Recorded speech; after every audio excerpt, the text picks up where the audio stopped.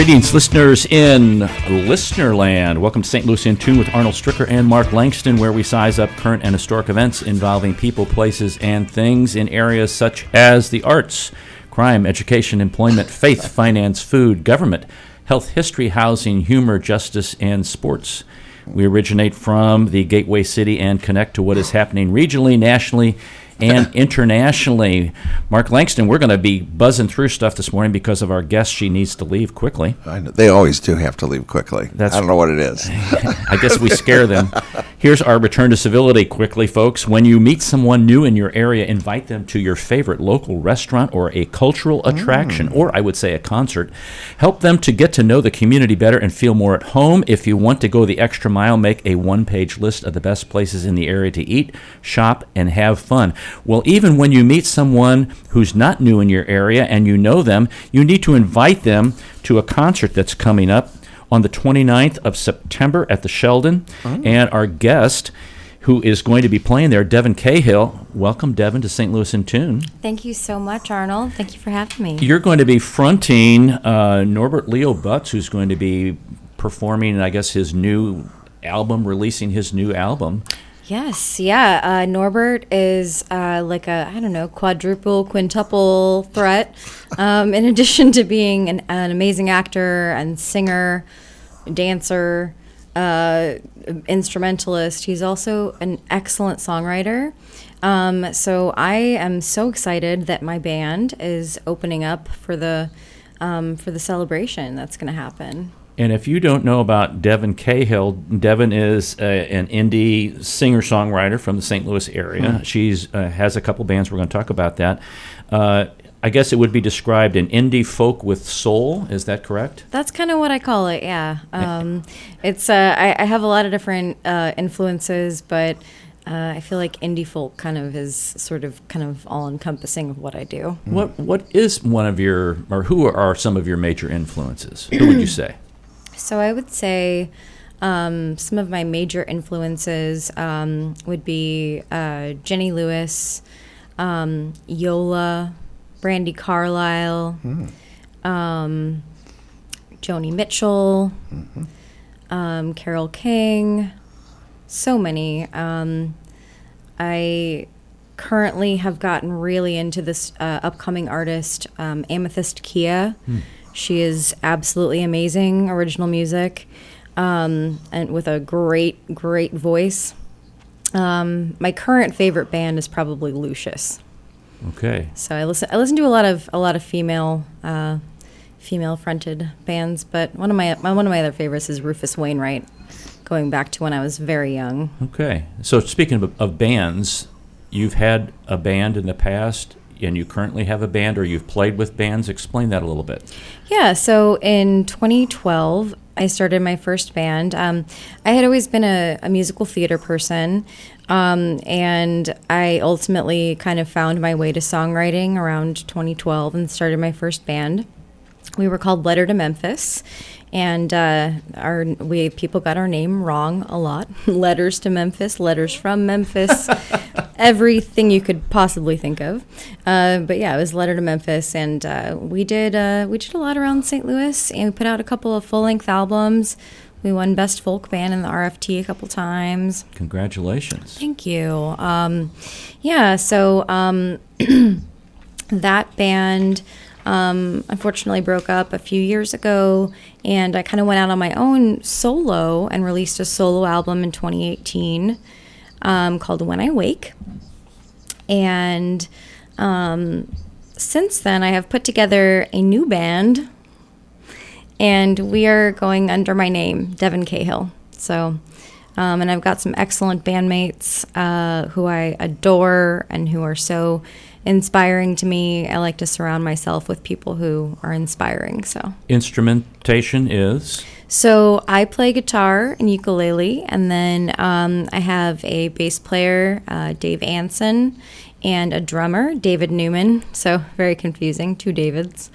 And then at the Sheldon show on Friday night, this Friday, September 29th, we'll have a couple special guests. We'll have Greg Crittenden sitting in on some piano and guitar and backing vocals. He's got an amazing voice.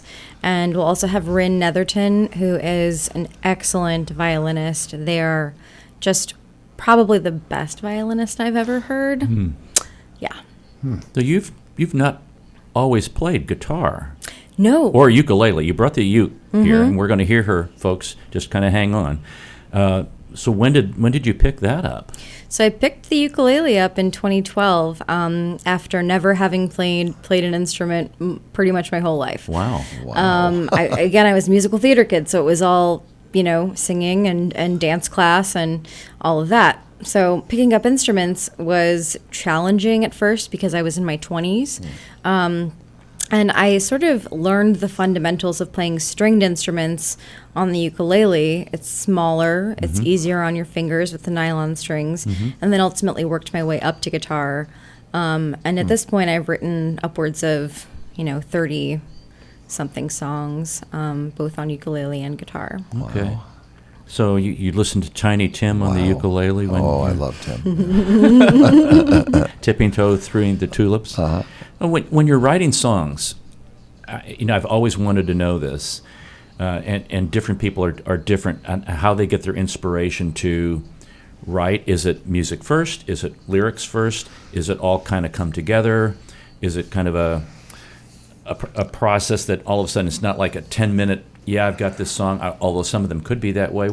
How do you go about writing a song? So my process is literally always different. Sometimes it starts with a poem or something that I've written or some ideas that I've written down, and then I start to put those ideas and those words to music. Other times I'm just messing around on guitar and I'm like, oh, this sounds kind of cool. And I'll, figure that out and then, ultimately write lyrics to go with what I've written, or kind of go at the same time, almost writing the chord progressions and the lyrics. So it's always different, the process, and I'm grateful for the creative outlet. I don't know what I would do without it, honestly, and so I'm glad that I made the transition from doing theater to doing music, because writing and performing as myself, doing my own material that is special to me, and I hope others can feel that too. It just speaks to me. So I'm just trying to follow my bliss. What was the separation from the musical theater? Was it you were just kind of, I'm tired of that, or I want to investigate new areas, or you really were like, I want to blossom into this area, or was there some kind of tripping point, or? Yeah, so I fell off the train a little bit. I became a little bit self-aware as I started to get into my late teens and early 20s, and I kind of stopped performing altogether. And I had some issues with addiction. I actually have been sober now for almost 12 years. Congratulations. Thank you. So I didn't perform for some years there. And only after I, quit drinking, to be honest with you, did I sort of find the nerve, which sounds backwards, but to start writing and to start a band and to do music and to start on this new explorative creative path. Well, I commend you for the courage to say exactly what you just said, because some artists or some individuals may have made it look really nice, but you came right out and said it, and I appreciate that, because there's a lot of people who are listening who will benefit from that statement that you made just now. Yeah, I can't really help but have my heart on my sleeve. That's okay.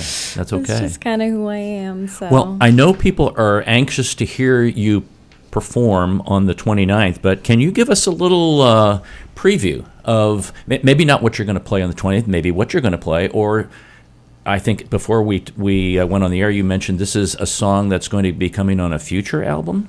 Yes, so this song, it's a ukulele song. It's called Greasy, and it is about an experience that I had in New Orleans that changed my life. So it's a little bit different than some of my other songs. It's kind of a bit of a love song, and I don't generally write love songs. Which people think is interesting. But yeah, most of my songs are not, but this one definitely is. And I wrote it a few years ago. But yeah, my band is getting into the studio, and we're going to be recording a bunch of songs and hopefully putting out a new album by next year. Wow, that's great. Okay, and this is Greasy? It's called Greasy, which means it's like luck in the voodoo. Okay, all right, here we go.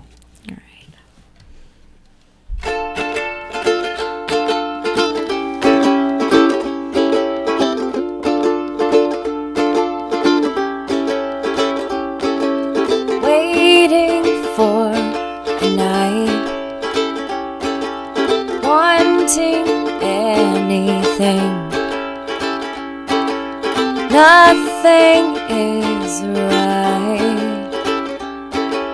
Someone walks in. 3 hours go by and he's sitting in the back of the bar while I try to fill the time, singing my songs, trying my best.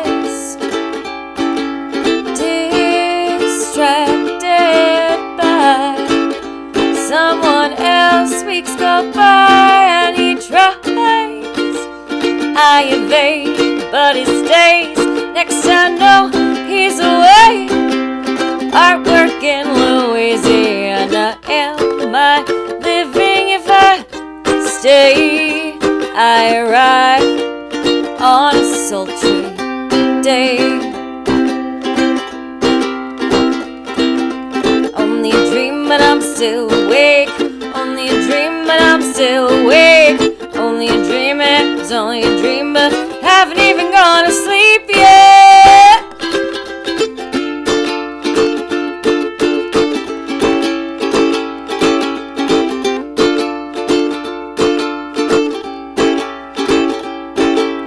We took on the town, living all night long. I made it so far, the risk and the chance, our time did advance, and we swam and we danced. I don't understand, where did he come from? How did I get here? He filled the air, let go of my fear. Wandering the streets of an easy big town, I can see his smile. It's so hot, but I don't care. I've been waiting for a night, and I found it in New Orleans. Only a dream, and I'm still awake. Only a dream, and I'm still awake. Only a dream, and it's only a dream, but haven't even gone to sleep yet.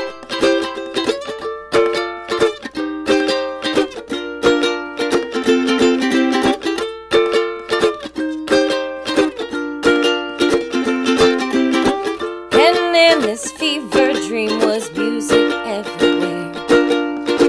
We'd found our Greasy and we'd made a love affair, set to the sounds of all the horns on Frenchman Street, and all the drummer boys with tip jars at their feet. It was only a dream, and I'm still awake. Only a dream, and I'm still awake. Only a dream, but I'm still awake. Only a dream, but I'm still awake.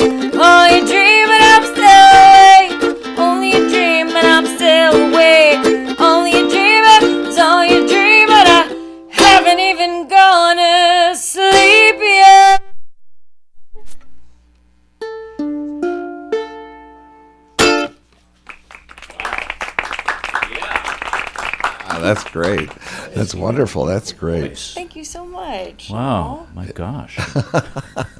It's morning time, so. Yeah, let's hear it again for That's right.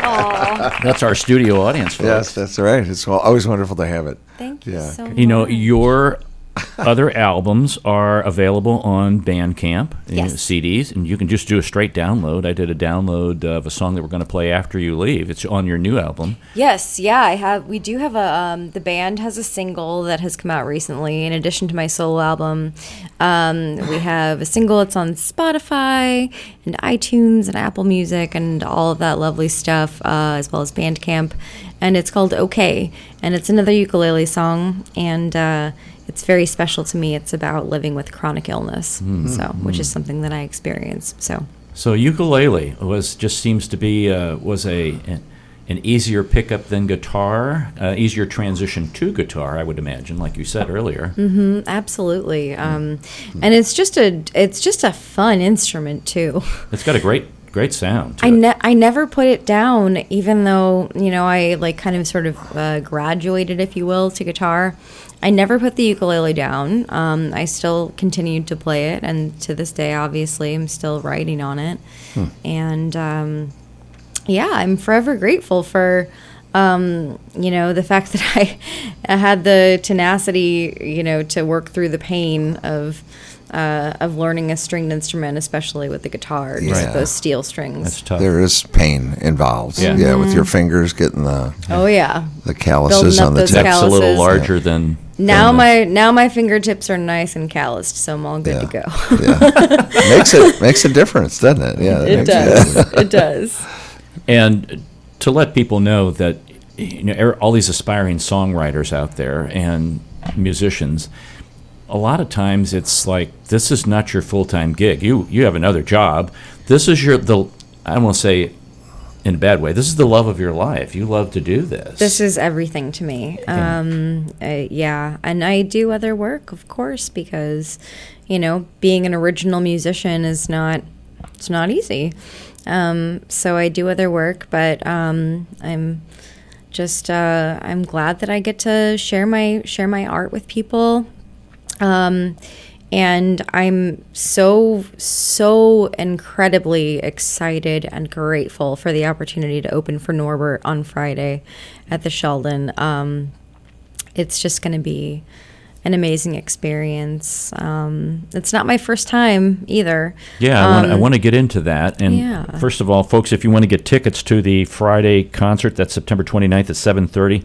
You can go to MetroTix. MetroTix has that information, or go to the Sheldon, and you can follow through with some of their clicks on there. So how did you meet Norbert? And like you said, this won't be the first time that you've performed together with him. Yeah, so I met Norbert pretty early on in my music career. It was 2013, and I performed with him at the Sheldon and also at the 560 Music Center in U-City. We did some benefit concerts for the Angel Band Project, which is an organization that was started by some of Norbert's sister's best friends from her childhood. Unfortunately, there was a horrible incident, and Norbert's sister was murdered. And so the Angel Band Project started in her honor, and also Jen Hopper, who was her partner, who was also brutally attacked. And they seek to provide healing for survivors of sexual violence through music and music therapy. Right.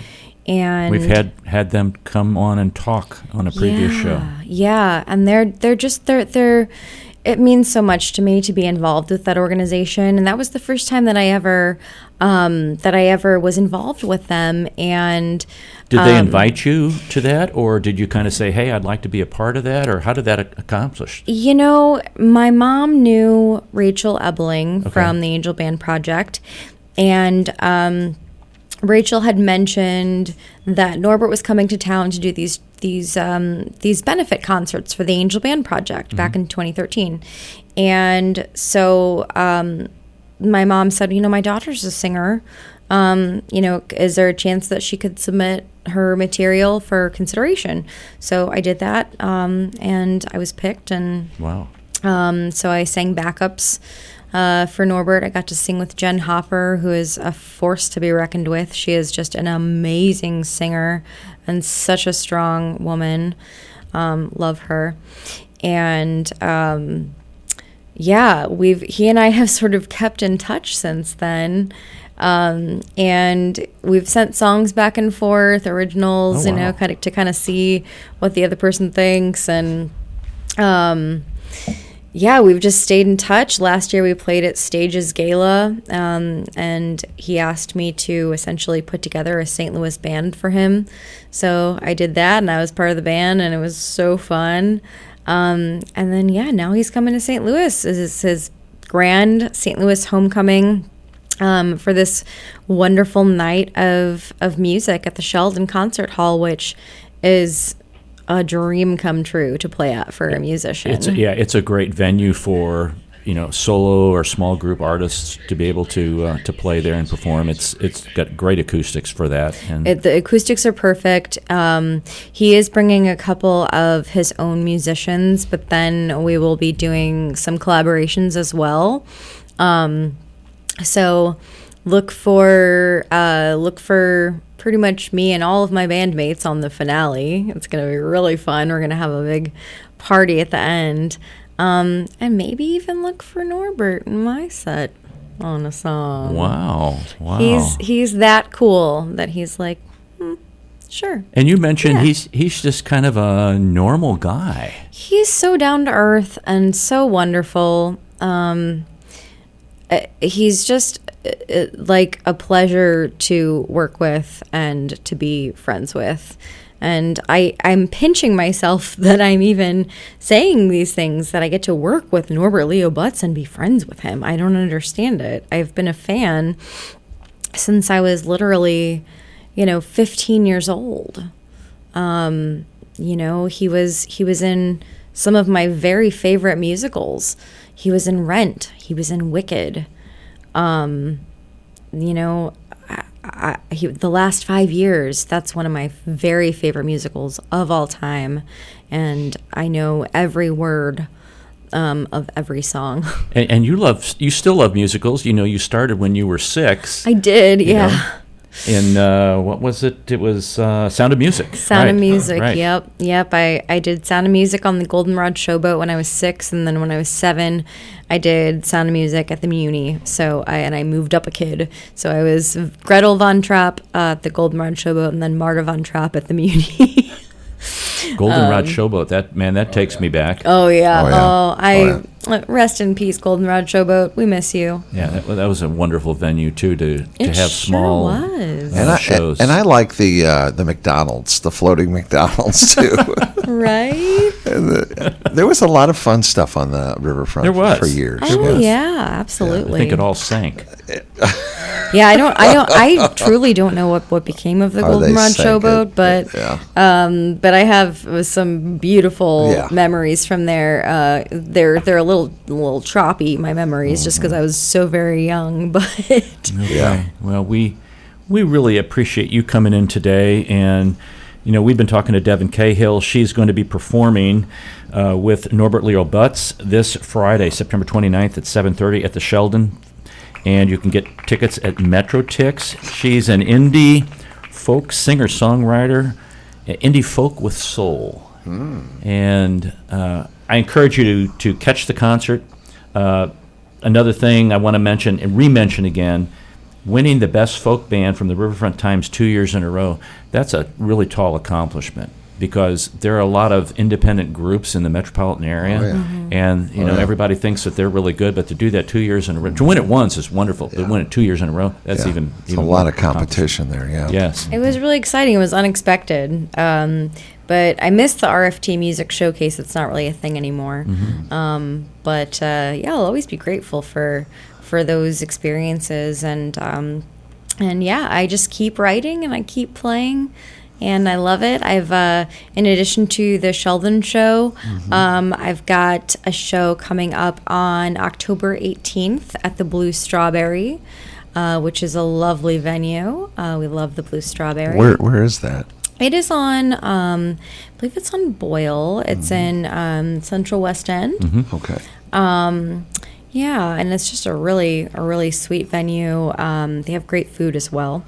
And then November 17th, I will be at the Kirkwood Performing Arts Center sharing a singer-songwriter bill with one of my very favorite local musicians, Miss Emily Wallace, as well as Joanna Serenko, who is an absolute force to be reckoned with. She was on The Voice. Right, we had her on too. So love her and love Emily. So lots of fun stuff coming up. Yeah. Wow, great. Thanks, Devin, for coming in. We really appreciate it, and thanks for playing. having And me. in the next half hour, we're going to play your new song, and hope folks will go and download that and get you and show up on the 29th at 7:30 at the Sheldon to see you play with Norbert Leo Butts. Yeah, can't wait. All right, we'll be right back, folks. This is Arnold Stricker with Mark Langston of St. Louis in Tune.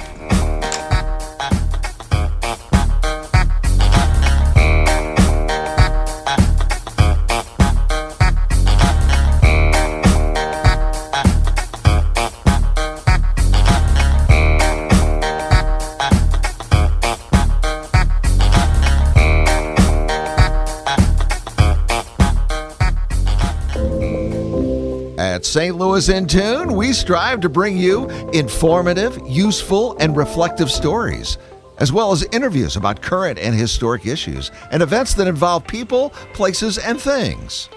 We cover a wide range of topics, such as the arts, crime, education, employment, faith, finance, food, health, history, housing, humor, justice, and sports, and that's just to name a few. While St. Louis in Tune originates from the Gateway City and covers local topics, we also connect to what's going on nationally as well. If you missed any of our previously aired programs of St. Louis in Tune, simply visit stlintune.com. That's stlintune.com. There you'll find the show notes and everything that was mentioned in that episode and all the other great episodes as well. And if you've got an area that you'd like us to examine deeper, well, just let us know by dropping us a note at stlintune@gmail.com. That's stlintune@gmail.com. St. Louis in Tune. It's heard Monday through Friday on the USRadioNetwork.com. and many great radio stations around the U.S. and, of course, right here in St. Louis. Our website again is stlintune.com. Visit us today. That's stlintune.com. This is Arnold Stricker of St. Louis in Tune on behalf of the Dred Scott Heritage Foundation. In 1857, the Dred Scott decision was a major legal event and catalyst that contributed to the Civil War. The decision declared that Dred Scott could not be free because he was not a citizen. The 14th Amendment, also called the Dred Scott Amendment, granted citizenship to all born or naturalized here in our country and was intended to overturn the U.S. Supreme Court decision on July 9, 1868. The Dred Scott Heritage Foundation is requesting a commemorative stamp to be issued from the U.S. Postal Service to recognize and remember the heritage of this amendment by issuing a stamp with the likeness of the man Dred Scott. But we need your support and the support of thousands of people who would like to see this happen. To achieve this goal, we ask you to download, sign, and share the one-page petition with others. To find the petition, please go to dredscottlives.org and click on the Dred Scott Petition Drive on the right side of the page. On behalf of the Dred Scott Heritage Foundation, this has been Arnold Stricker of St. Louis in Tune.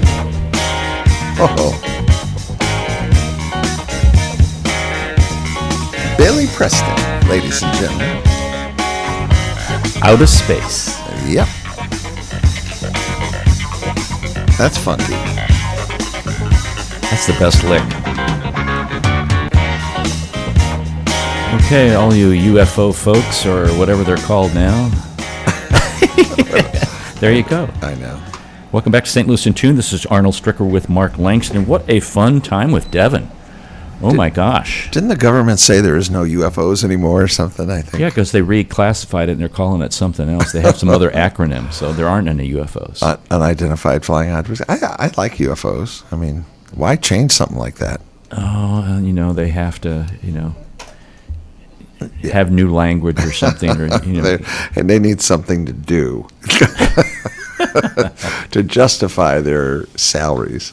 If you missed our first segment, folks, you missed it. You're going to have to catch it back on stlintune.com when we post that. But Devin Cahill was on the show. She is going to be performing with Norbert Leo Butz. And actually, he is headlining this. He's going to be bringing his latest recording, King of Hearts. This is going to be at the Sheldon on Friday, September 29th at 7:30.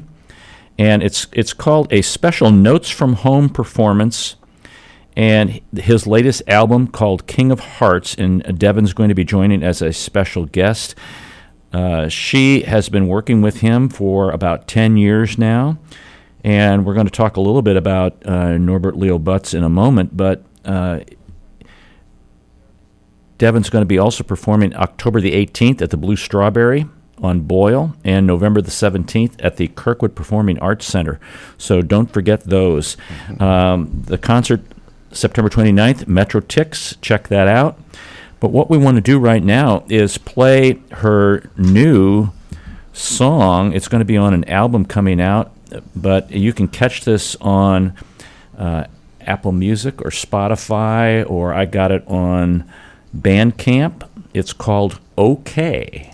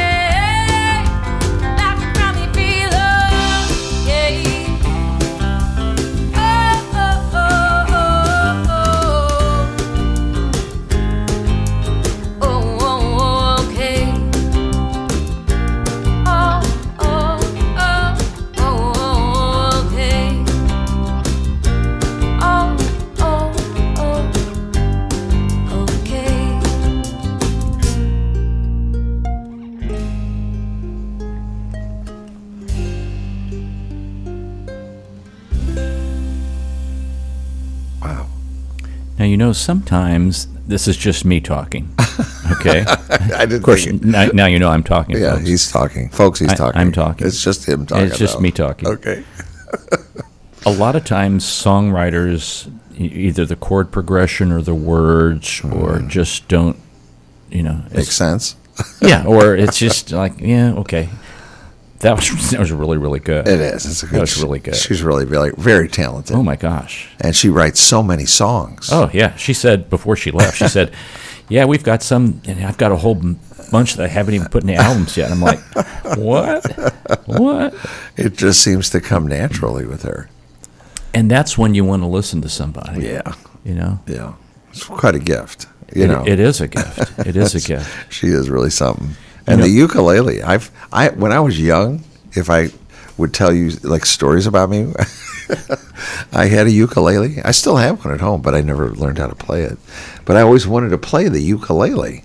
I think I agree with her. Start with something with 4 strings that are nylon, and then move up to the steel strings. Because I did try to play guitar, and it was hard trying to get those calluses. That's a booger. It is a booger. Yeah. It's quite a booger. Yeah, it hurts. It does hurt. Once you get them, though, it's fun. Right. It takes a while, though. It's like, do I really want to do this? But, yeah, the ukulele is an interesting instrument, I think. And it's easier to carry around, too. Oh, yeah.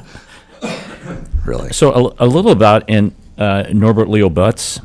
Yeah. That, a St. Louis product. Matter of fact, his brother Steve is a Missouri house. And I'm going to tell you another thing. He has another brother, Mr. Butts, I guess that's his name. He teaches at the elementary school at Maplewood Richmond Heights. Okay, there you go. And he was my son's teacher. Oh, wow. And the Butts family is the nicest. I was wondering because it's spelt the same way. Yeah. And I know his brother is a House of Representatives yeah, guy. He's got another brother who's an actor, too. Right. Yes, correct. Yes. When she talked about the murder, which was just tragic. They have a big family. But they do, right. They're the nicest people. Yep. He was probably one of Matthew's best teachers, I think. Cool. Yeah. That's and he cool. just retired. This year he retired. Okay. So he comes from a very large family. That's true. Yeah. Sorry. So you're good. He was right out of Webster University, went to University of Alabama for graduate school. And what's interesting, he was in a Broadway show before he even saw a Broadway show. He went to New York City after University of Alabama, and after 2 weeks, this is like being in the right place at the right time with the right attitude and everything like that. Right. He was an understudy for Rent. Oh, my. For both roles. Wow. And then in 1996 took over the role, one of the roles. And then he starred in other plays and musicals. I'm going to name some. Cabaret. All right.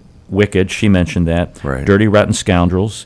Catch Me If You Can. And those last 2, he won a Tony Award for Best Performance by a Leading Actor in a Musical. That's like ginormous deal. It's crazy, isn't it? And in films. And he's from St. Louis. He's from St. Louis. Yeah. He's been in films, TV, miniseries, Bloodline, Fosse Verdon. He's going to release some albums. He's released albums. And let's see, there's something else here that I thought was very, very interesting. He's going to be starring in a new, where is it here? Here we go. He's in the middle of shooting a Hulu miniseries on Aaron Hernandez. From the New York Patriots, who he was diagnosed, convicted of murder, and then died by suicide. He's going to be playing Bill Belichick. Oh, wow. Hoodie Man. Yeah. And one of the favorite coaches in the St. Louis metropolitan area. Yeah.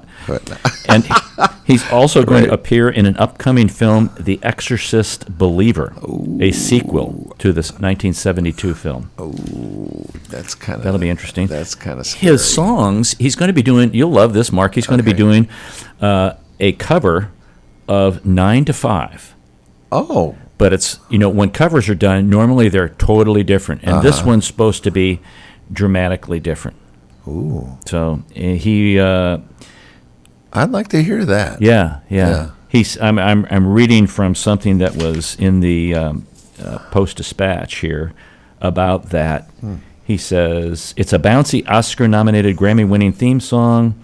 The lyrics detail various working-class inequities and are perhaps even more on target now when the Dolly Parton wrote them in 1980. Ooh. And he hears it as a protest song. 9 to 5? Mm-hmm. Well, yeah. All right. So you were protesting 9 to 5? Maybe it's a French heritage or something we don't know about. Okay. Did I say that? No. Bonjour. Yeah, I don't know. That's about the only French I know. Yeah. But he did some recording of some songs in Vancouver. Apparently, he was stuck for 10 months during the pandemic in Vancouver. Oh, my. I can think of worse places to be stuck. Yeah. But, he couldn't get back home, and that's a problem. But some of the songs he did are written by his daughter. Oh. So that's kind of cool, too. Oh, yeah. I didn't know. Okay. Apple doesn't fall far from the tree. No, not at all. That Butts family, it's something. Yeah, he narrates audiobooks. What a versatile individual. Why have we not had him on the show? It's hard to get him on here. Is that right? Well, I know people. His brother. I do know his brother. I know him very well. I got pictures, actually, on my phone of his brother. Oh, wow. We went to, he took the class to the symphony, and they did a kazoo thing where the whole class had kazoos. Yeah. And we all sat there with kazoos and played along. Yeah. It was interesting. Yeah. Concerto for kazoo and I don't know orchestra. what that was about, but it was fun. The kids loved it. I liked it as an adult.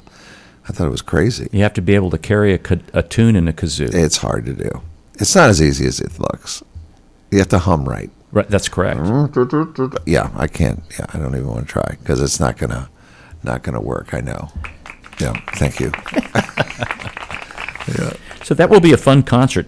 And again, folks, you can get tickets to the Friday, September 29th concert at 7:30, which is going to feature Norbert Leo Butts and our guest, Devin Cahill. That's at the Sheldon. Get your tickets at Metrotix, and you can go to the Sheldon's website and kind of find your way, or go through Metrotix and find your way that way. Right. So Well, maybe we get Mr. Butts on the Norbert Butts on the phone or something. That would be instead great. of coming into the studio. That would be great. He's probably a busy fella. He is. You know. And because we don't want to be churlish Oh my! with him. Are we? Ooh. We don't want to be irritable Whoa. and rude with him. We want to be nice. We don't want to be churlish. Wow. What does churlish mean? It means irritable and rude. We want to be congenial and nice and warmly open. Okay. We want to be. So Okay. it would be churlish not to congratulate the winning team because we lost the match. Ooh, some of the college teams, they're just like they're being very churlish. Oh yes, they are. Kansas. What? I know, yeah, No. they were pretty mean. No. Yeah, they were. No. Oh, yes, We're they talking were. about all the teams that want to play Colorado. Oh yeah. Oh, They're being very churlish there's and, another one. Yeah. and amateurish Yeah. and what I Colorado. would say just plain not nice. No, not nice at all. Saying some things that you don't need to say about a coach or a team. especially with kids around. Yeah, That's. So that's sad. I know it. It is. No, Kansas would never do that. Oh yes, they would. Yes, they did.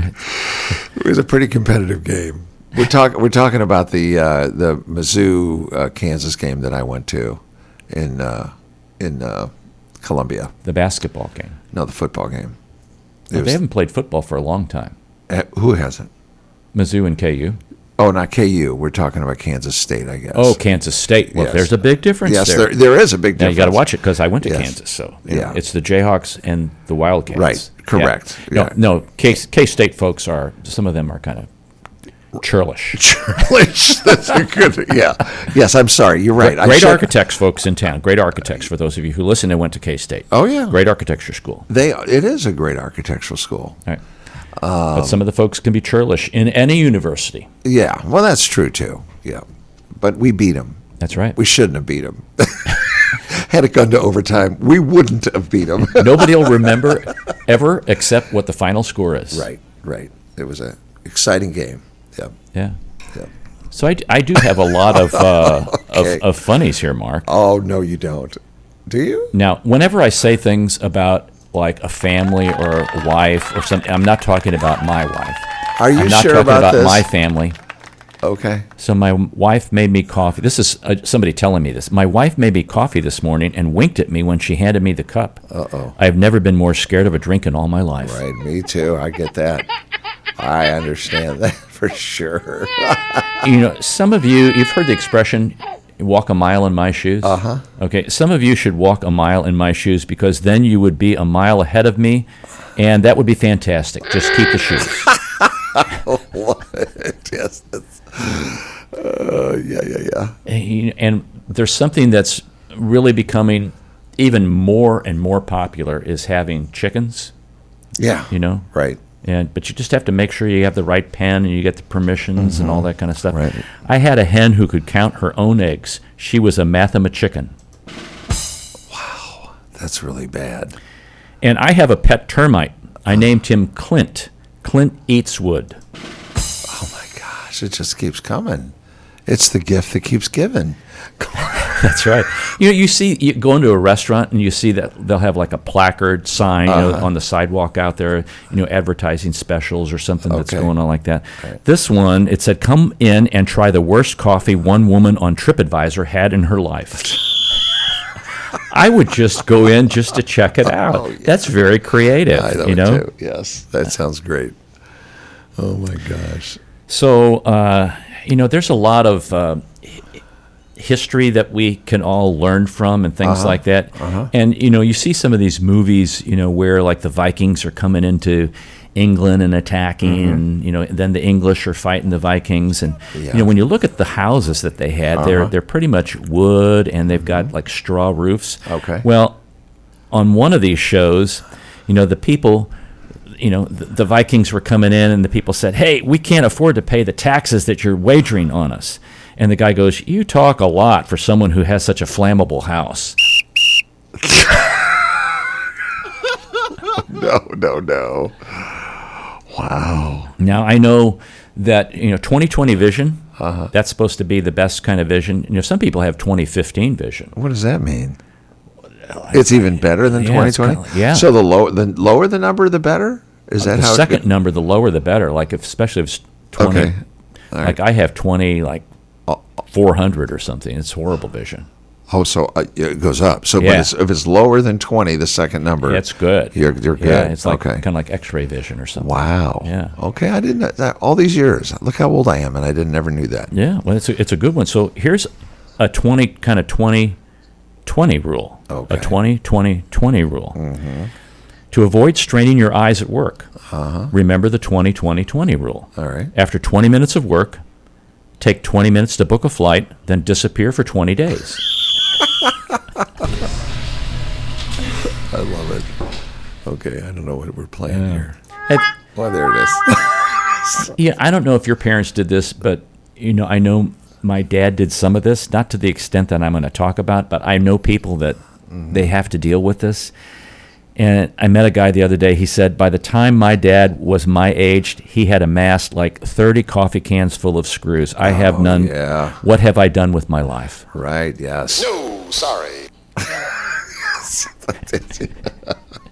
I've started the tradition. Started to carry on the tradition.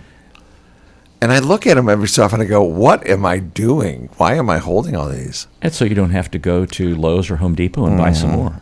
But none of them, like I've got, one big one small one. Oh, you haven't separated them out by size yet? No. Oh, no.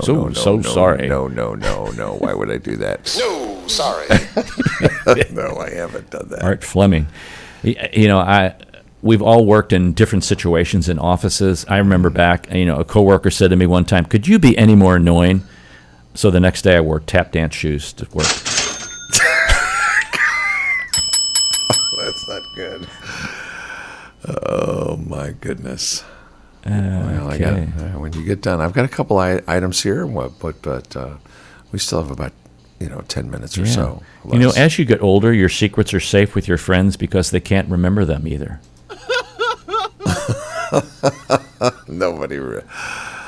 Yeah, it's getting that way. Mark, I tell you what, the next time your wife gets angry, put a cape on her and say, "Now you are super angry." Maybe she'll laugh or maybe you'll die. I'll do that. My last day on this earth. Super angry. I know it. Wow, I know it. Come on. Yeah, honey. Let's put this cape on you. I may try that. My dog will eat anything. Matter of fact, he ate this book. Bear ate this book. And I've been reading a book from another interview that I've done, and I left it out. And Dash, I need to bring it in and show you. I had it signed by the author, and he totally ripped the first 10 pages, chewed him up. My dog will eat literally everything until you put a pill in it. Then he's Gordon Ramsay. How do they know? I don't know. How do they know? That's amazing, isn't it? I don't understand how they know, but they know. They know. The dogs know. They know. They smell it. And you can go, this is really good. You put it down there, they go, no way. I know better than that. I know what you're trying to do. You're trying to make me better. I'm fine where I am right now. Isn't that funny? So what have you got, Mark? Well, do you eat breakfast? I do. Do you? I do. A lot of people don't. I don't know why they don't. I'll make some eggs or yeah. a soft-boiled, or I'll eat some cereal. Yeah. Do you have a place you like to go for breakfast? Yeah, there's a couple places. Shameless plugs? Shameless plug for the 21C. It's called Good Press. Never heard of it. New museum hotel, 21C Museum Hotel on Locust Street. Oh, my. Between 15th and 16th Street. Okay. Also, we like to go to Egg. Okay. Egg has two locations. Rooster? Have you ever been to Rooster? We've been to Rooster, right? I didn't know there was a couple of locations. Brunch in Kansas City is like the thing on Saturday, Sunday. Right. It's huge. It used to be that way here in St. Louis. Yeah. You have to make a reservation for brunch in Kansas City. I don't know where you find it in St. Louis. There's very few places. Yeah, that's why we like Egg. It's kind of close by. Is it? It's They on do brunch? Locust. Yeah, there's another place in South, yeah. Huh. Well, today is Better Breakfast Day. That's why I bring it up. Okay. Do you eat breakfast? All the time. It's one of my favorite meals. I can skip lunch, believe it or not. I agree. Lunch to me is like, if I eat it, it's going to ruin my dinner. I feel bloated when I eat lunch. I'm better off with a good breakfast, then I can work it off all day. Right. And then I'll have a nice dinner and sleep it off all night. I could actually eat breakfast all the time. Have you ever had breakfast for dinner? Yes, all the time. We do. Yeah. I could eat cereal for all 3 meals probably. Really? And I like Waffle House. We should talk about... Yeah. I went to Waffle House over the weekend with my son, Michael. It's been a while since I've been there. Actually, there's only one that I know of. I had to scrape the grease off my glasses. Oh, there's Greasy. I did... I should I dog him? I got I got my bacon and I took a napkin and went, I got a little too much grease. So it was better when the grease was, Hey, you know how to cook bacon, so it's really nice and crispy, and you let's hear this. Render the fat off. Let's hear this. You put the bacon in a skillet. Some people put it in the oven, which is a good way to do it too. We've gone from the skillet to the oven, so we've got kind of flipped this. What you're saying, but you can put it in the skillet and then put some water, just a little bit of water, because what it'll do is it'll takes care of the fat. Never heard of that. Yeah. And it makes it crispy. It will pull the fat off, so it's not as fatty. You don't have to dab it with a napkin. We just cook it till it's crisp and crisp is nice too. Yeah. And Maria's been doing it in the oven, and the trick is to take it out halfway and turn them over. Right. I just talked to someone last week about that, and they said they didn't turn them. Right. So or cook it slow on the skillet. Cook it slowly. Cook it on low. Yeah. Take your time. It takes a while. Yeah. If you do it on the skillet, that's why we moved to the stove, because it was like we have 4 people to eat and we all want to eat at the same time. Right. And we were finding we were eating in shifts. Okay, hold on, we're working on the next batch of bacon. So somebody's sitting at the table. I know. Where's my bacon? I want my bacon. I know. And it is National Pancake Day today, so that kind of goes with everything. You like shameless plug for Uncle Bill's. Oh yeah. You can get you get a lot of pancakes there, a lot of food there.